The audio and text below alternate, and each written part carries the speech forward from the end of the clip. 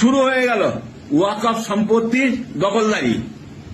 ইউপিতে ফতেপুর বলে একটা জেলা আছে, সেই জেলাতে প্রায় 300 বছরের পুরনো একখানা কবরস্থান রয়েছে মুসলিমদের। সেই কবরস্থানটা প্রায় 20 একর জমির ওপর তৈরি। সেই কবরস্থানে আজকে বুলডোজার চালাচ্ছে। কি করবে? জমিটা নিয়ে নেবে। আর দুদিন বাদে শুনতে পাবেন এই জমিটা আদানি আর আম্বানিকে বিক্রি করে দিয়েছে, খুব সামান্য দামে হয়তো।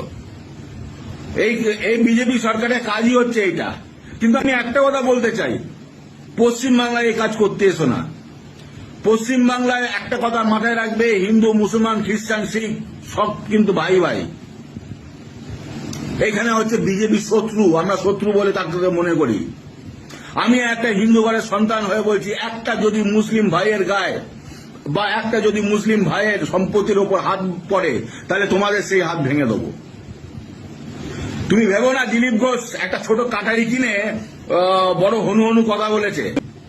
ওর থেকে অনেক বড় জিনিস আমাদের কাছে আছে, নিহাত আমরা দেখাতে পারি না। যেদিন কাটারি দেখিয়েছিল তার দুদিন বাদে কেলানি খেয়ে গেছে মেদিনীপুরেই। তাই নিজেরা সাবধান হয়ে যাও। আমি শুভেন্দু, সুকান্ত, দিলীপ ঘোষ তিনজনকেই বলছি, সাবধান হয়ে যাও। পশ্চিমবাংলায় নোংরামি করতে এসো না।